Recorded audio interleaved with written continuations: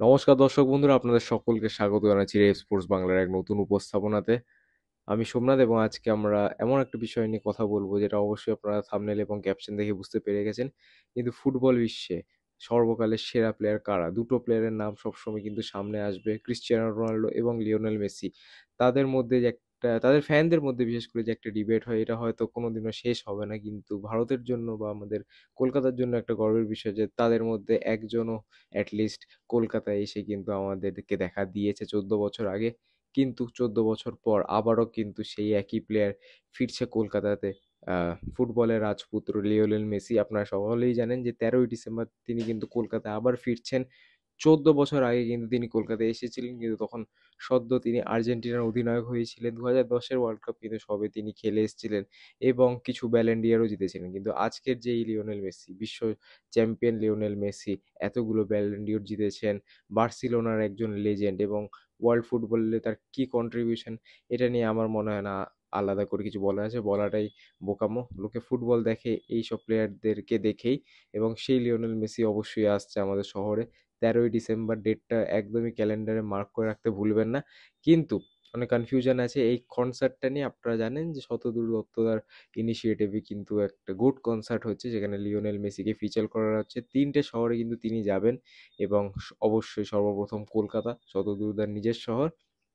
এবং এই যে কনসার্টটা হবে সেটা নিয়ে বিস্তারিত কিছু ডাউট সবার মধ্যেই আছে। যেমন প্রথমত টিকিটের যদি কথা বলি, ফার্স্ট অফ অল টিকিট অবশ্যই একটু হাই এন্ড, একটু এক্সপেন্সিভ হবে, এটা খুবই স্বাভাবিক। 14 বছর পর বিশ্ব সেরা মেসি আসছে, এবং হয়তো আর কিছু বছর বা কিছু দিনের পর মেসিকে আমরা মেইন স্ট্রিমে দেখতে পারবো না, বা অ্যাজ এ ফুটবলার হয়তো আমরা দেখতে পাবো না, কারণ কেরিয়ারের এমনই ফ্যাগ এন্ডে তিনি আছেন।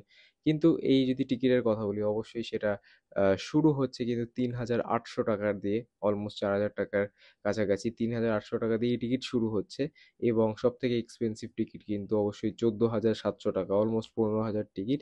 এবং সেটাতে কিন্তু আপনার ভিআইপি গ্যালারি অ্যাক্সেস পাবেন, যুবভারতীতে যেরকম হয়ে থাকে। কিন্তু অবশ্যই মিনিমাম টিকিট আবারও যদি বলে থাকি, 3,800 টাকার এই টিকিট মিনিমাম, এবং ম্যাক্সিমাম কিন্তু 14,700 টাকার এই টিকিটটা। তো অবশ্যই আপনারা যারা মেসিকে একদম সামনাসামনি দেখতে চান, অবশ্যই টিকিট এখনই কেটে ফেলুন। ডিস্ট্রিক্ট অ্যাপে কিন্তু টিকিট লাইভ হয়ে গেছে। ডিস্ট্রিক্ট অ্যাপ জোম্যাটোর একটা সাবসিডিয়ারি অ্যাপ এটা।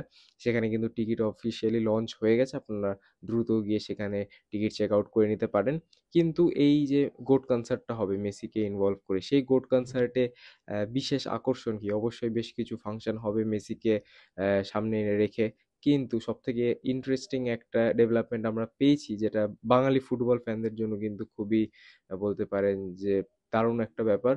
সেটা হচ্ছে যে ইস্ট বেঙ্গল এবং মোহনবাগান, বাঙালি ফুটবল এই দুটো শব্দ যখন আসে তখন ইস্ট বেঙ্গল মোহনবাগান শব্দটা আসবে। এটা হতে পারে না যে এই দুটো শব্দ আসবে না। তো ইস্ট বেঙ্গল মোহনবাগানের কথা মাথায় রেখেই কিন্তু একটা এক্সিবিশন ম্যাচ খেলানো হতে পারে। East Bengal Messi all stars versus Mohun Bagan Messi all stars.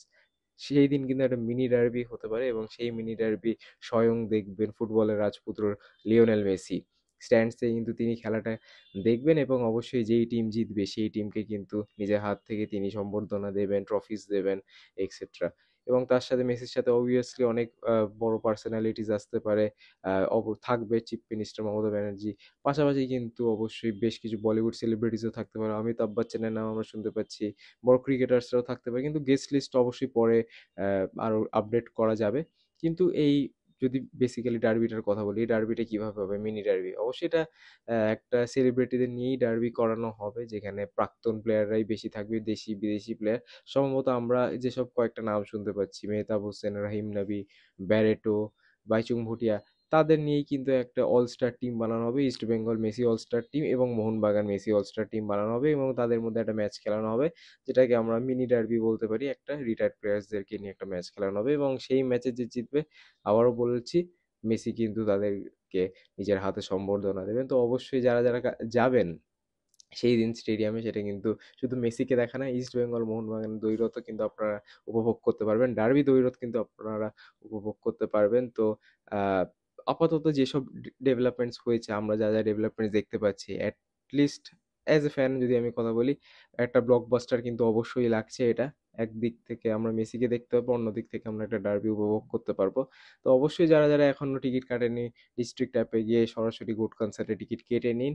বিস্তারিত এই কনসার্টের রিলেটেড কি কি আপডেট ছিল সমস্তটা আপনাদের দিলাম, টিকিটের প্রাইস এবং কি কি হতে পারে। এর ফার্দার যদি কোনো আপডেট হয় অবশ্যই আমরা ভিডিও করে আপনাদেরকে জানিয়ে দেব। তো আজকের ভিডিওটা এতটাই। আপনার যদি ভালো লাগে তাহলে অবশ্যই লাইক করবেন, চ্যানেলে যদি নতুন হন তাহলে অবশ্যই সাবস্ক্রাইব করবেন। আপনার সাথে দেখা হবে পরবর্তী ভিডিওতে। ততদিনে ভালো থাকবেন, সুস্থ থাকবেন এবং নমস্কার।